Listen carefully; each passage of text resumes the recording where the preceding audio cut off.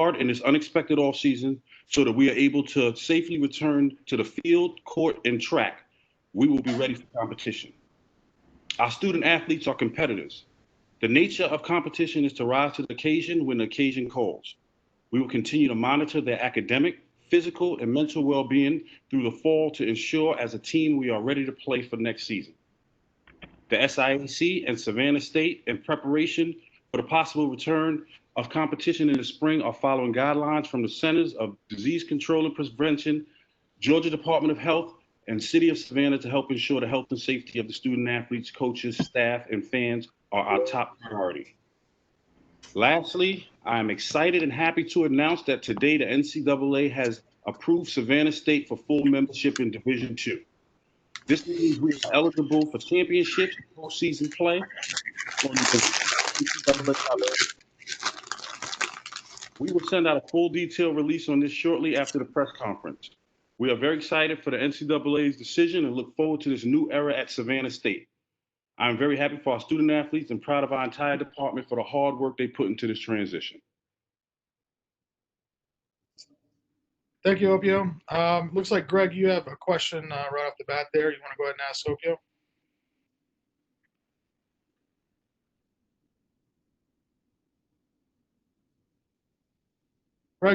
Greg is asking, Opio, will the scholarships of all current and committed players be honored by SSU? Yes, the scholarships will be honored. We're still moving on with coming back to campus. Right now, the institution has plans for the students to return to campus, so our student athletes will return to campus. So scholarships will be honored. Amy, you have a question? Yes. How did the university vote on the issue whether to play or not this fall? So that was on the president's council. I'll defer that to the president. I wasn't on that, so I would rather her answer that question on how the university voted. Dennis, you have a question?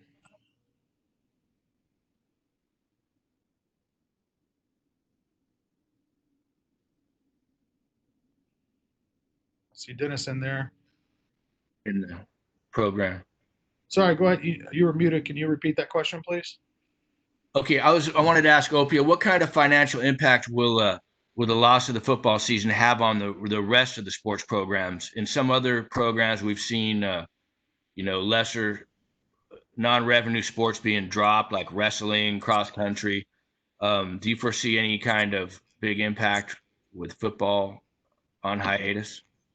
We'll be making assessments on the financial implications, over the next several weeks. I don't see there being a huge impact from the standpoint that we operate off of student fees.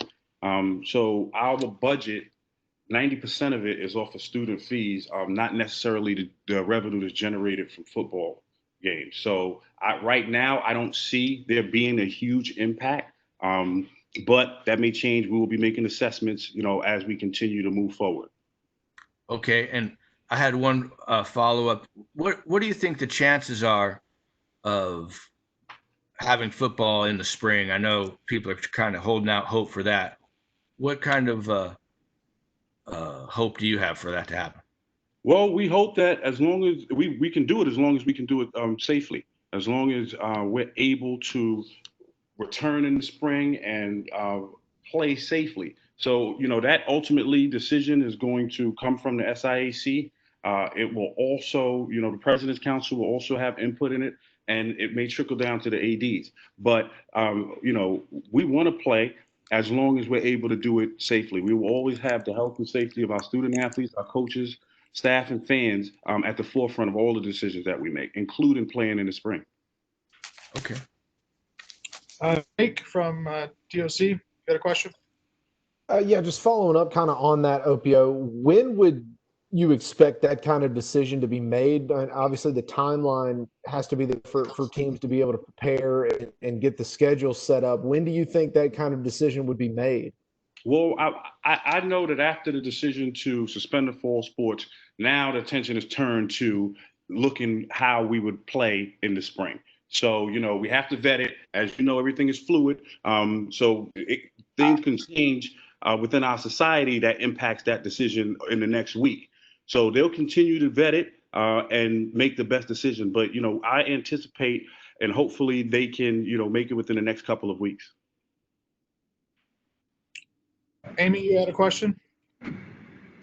Yes. Now, it's a follow-up to that as well. If there is no movement to spring football, will you go ahead and play some sort of a fall schedule if spring can't get worked out, or any type of, practices, competition, anything for the football team?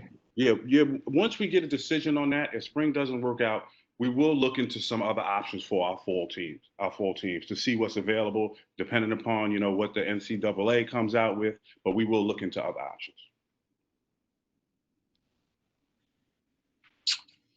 Any more questions?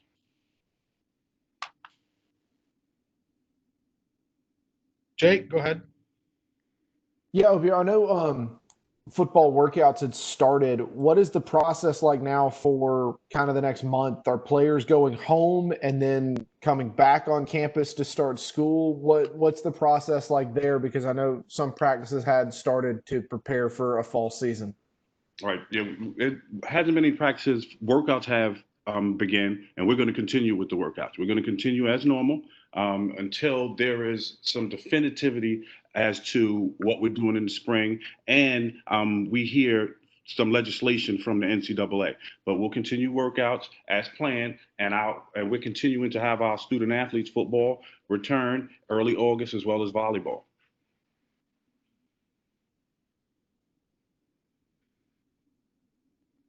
And Opio, can you speak to what some of the precautions that we put into place as well regarding practices? Well, as we move forward, when our student athletes come in for practicing, we're going to be testing. We're going to be doing temperature checks. We're going to be gauging to ensure that there's social distancing and ensure that we have monitoring on all of our student athletes as soon as they come back to campus in the fall. I got a question from AD Drew. Go ahead.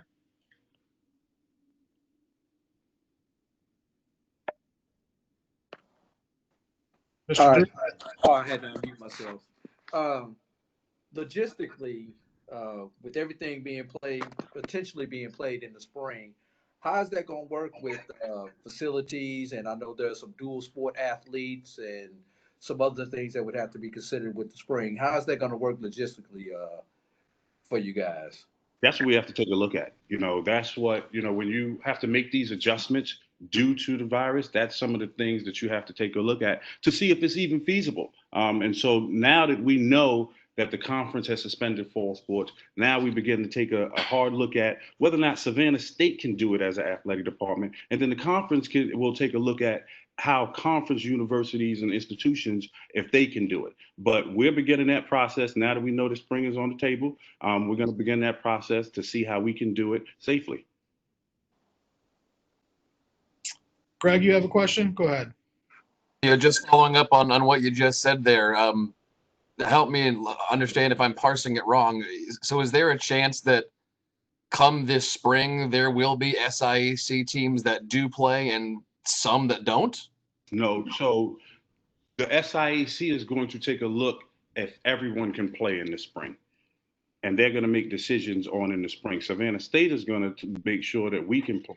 So as each institution assesses whether or not they can play, then they'll give that information to the SIAC, and the SIAC makes a decision on the entire conference. Okay, so is there a chance that if, say, a Morehouse wasn't going to play and the SIAC isn't going to play, is there a chance that a school like a Savannah State or someone else in the conference would try to play as an independent this spring? So that's a possibility. We won't rule anything out, but we have to all look at, our own institutions to make sure that we can do it safely. But that's a possibility. If Savannah State can do it, then there's a possibility that we can find other schools to play in the spring. Christian, you have a question?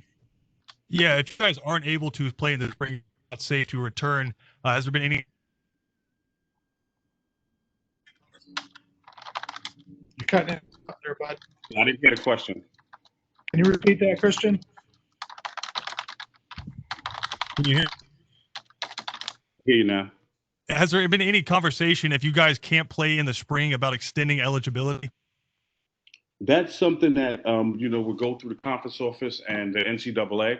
Of course, if we can't play in the fall, then we would have to apply for waivers through the conference office and through the NCAA. If we can't play in the spring, it would have to be the same thing. Something that similar that happened during the spring when our spring sports were suspended and they were granted waivers. So it would be an application to the NCAA for waivers for that. Mr. Drew, you have a follow-up question? Go ahead.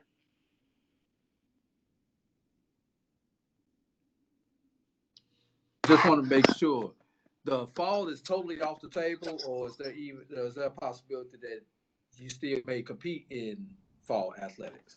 So right now, we're looking at following the direction of the SIAC, which is to try to see if it's feasible for the conference as a whole to play in the spring. If that does not happen, we will explore other options.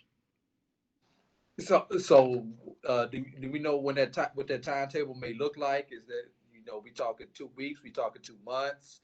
I don't know. That's something that our conference commissioner will have to begin starting the conversations with the presidents. So I don't have a timetable for that.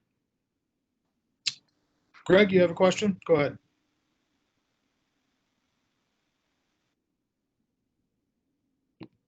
Looking ahead to the spring, is there a chance that if some conferences do play and some don't, that you guys would try to be an independent this fall? So once again, we're going to try to do and go along with the conference and what the conference plan is, which is to play in the spring. If the conference is unable to play, as a conference, we're going to explore other options.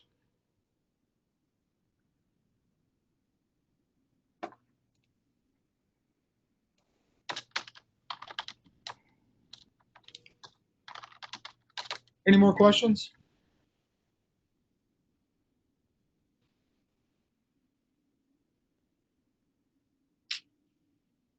All right.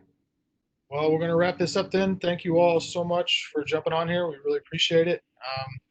We'll be in touch. Again, as you can tell, this is a pretty fluid situation. Things are happening. Discussions are happening behind the scenes. And as we always try to do, we'll be as transparent with you guys as possible moving forward. Dennis, I'm sorry, you have a question? Go ahead. Going to be available or to talk to, or I'm sorry? is Coach Quinn available to answer some? Coach Quinn is on this call right now if you guys have any questions for him. Yeah, I do. Go for it, Dennis. Okay, Coach Quinn. I know you've been dealing, as a coach, you got to be part psychologist at sometimes, and you've been having to do that a lot lately.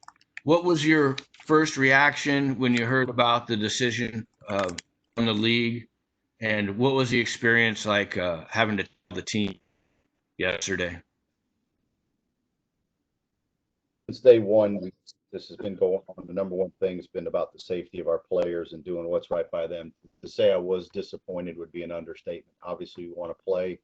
We got a group of guys working their tails off, getting ready for the season. And last night was a tough meeting. It's probably one of the toughest ones I had to deal with. So obviously, we want to play whenever that is, wherever that is, whoever it is. We want to play. Our team's committed to that. I know our administration wants to. We got to do it within the rules and safety of whatever those protocols are. Obviously, there's a lot of movement in Division II. I'm on tons of calls with a lot of leagues, and it's a fluid deal right now.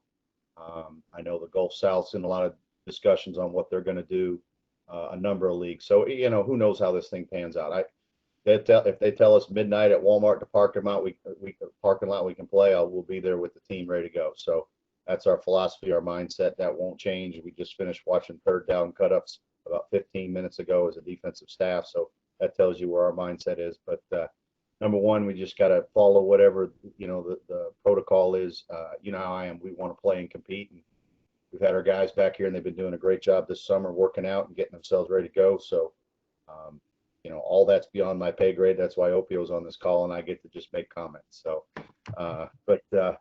it was tough for the guys, and obviously they're disappointed. They had a lot of questions. We had a lot of great interaction yesterday as a team on the team meeting. We do those all the time, and so they've been through a lot. I give them credit. It's heartbreaking because we find out which we kind of knew was going to happen. We were going to be eligible for playoffs and championships, and then that news comes out yesterday. So it's excited about the fact that we can play for a championship whenever that opportunity presents itself.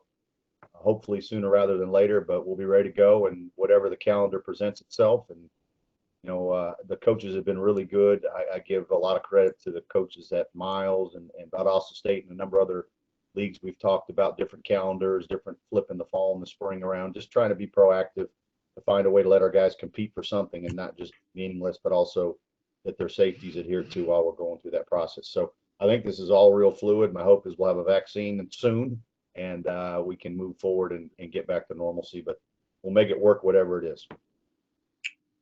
Amy, you have a question for Coach Quinn? Go ahead. I do. Hi, Coach. I know you touched on the team's mindset moving forward. Could you add a little bit more onto that for me, just about the team learning that there could be a possible spring schedule, or if not, still finding a way to play this fall, and how they're using that as motivation during such a difficult time? Well, I just challenged them last night. We got to be ready to go whenever that is. I know Valdosta State's got 84 guys on their campus right now working out. I know the best teams in our division are working out hard, and I challenge our guys to be ready to go because nobody's going to give you a break whenever that opportunity presents itself.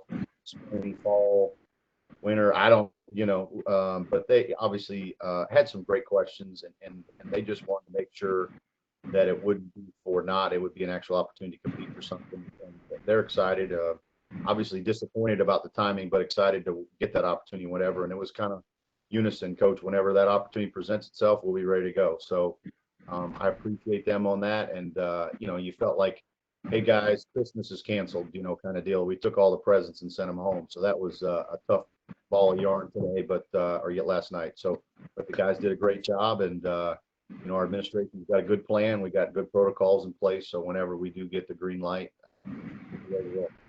So me, I want to thank you guys too for covering us. And it's been hard to sit here for the last 24 hours not saying anything because we want to compete, and we're trying to do our best to stay positive during some tough times. And I know our student athletes need that because obviously they're ready to go, and we kind of have a natural cycle or calendar this time of year. That's not in play right now. So we're just going to make the best of it and keep preparing for whenever that time is. Craig, I believe you have a question. Go ahead. Is such a bummer is because this program, for the first time in a long time, was really headed in the right direction, a really amazing trajectory over the course of the last year and a half. Even if you guys get to play in the spring, do you feel that there's a chance that some of the momentum that had been picked up, that some of that might dissipate, or is this just a chance to surge forward and create even more momentum just off the will in your guys' own hearts? Well, I'm going to take the positive approach. It's just a way for us to keep getting better. We got 45 new freshmen and 52 new players coming in the program. So as much time as we can develop them and work them, we want to take advantage of that. So whatever that is, if that's just training camp and we play in the fall, or if it's the whole fall and we play in the spring, whenever that is, we're going to find a way to keep surging and moving forward in a good way, Greg, because we're not going to let that get. And by the way, I'm still better looking than you. I just wanted to make sure we got that out there. But I hadn't seen you since the pandemic started. Good hair job right there. But all joking aside, we'll figure a way to make it and spin it to our advantage. One of the great things here, we've been training, and we'll have the ability to train and get ready to go. And maybe it gives us a chance to do a dry run on how to go through a whole year with COVID and have a season. So maybe that's the advantage of it. So there's a lot of unknowns out there, and it wouldn't surprise me if all of college football moved to the spring. You just never know, and there's just so many. Talking to the Big Ten, talking to the SEC, and talking with coaches in the Power Five, just all the different issues that are out there. So it'll be really interesting. I know we all believe here, whenever it's safe for us to return to play, we'll be the first ones in the 9-1-2 to play. So whenever that is. Drew, you have a question for Coach Quinn? Go ahead. Yeah, Coach Quinn. In anticipation of possibly moving to spring football, and hopefully in 2021 we'll be back at our traditional fall setting. What do you think that physically may be for the kids? You don't have that normal 8 to 8 month recovery time that you would have. You may be talking about a 2 to 3 month recovery time if you play a spring schedule and then go directly back into a fall schedule. So, have you had a chance to even think that far, Coach? Yeah, I have. I've called some guys in the Canadian Football League because they kind of have a crazy schedule. I'm just, just bouncing some ideas around. We presented some ideas as coaches as to what we thought the calendar should look like in Division II if we did do the spring, and we put that in play with time to train and get everybody in shape, and then have some time on the back end. But obviously, in a perfect world, there's a reason you don't play spring and then fall. So it might not be a 15 game season. It might be a 10, 11 game season with a championship. I don't know. There's a whole lot of different variables to it, but there's definitely that to factor in there. And, and I'll be blunt with you. We've been much smarter as football coaches on how the practices are set up over the last 10 years with player safety. We don't even use the full 20 hours on the field right now because we do a lot of stuff in the film room and try to be proactive and get our guys for player safety. So we'll make some adjustments, whatever that is. And I think every coach in America is trying to figure out what that adjustment will be. And as we figure it out, if it's up to me, you always play in the fall. There's a reason when the leaves turn, you should be playing. So, and then that gives a body cycle through the spring. And, there's the NFL draft. We've got some guys that are draft seniors. How does that affect them? There's a lot of variables out there that still are yet to be answered. And we'll do our due diligence in answering them. But if everybody's playing in the spring, we want to play in the spring. Any more questions for Coach Quinn or Mr. Mashariki?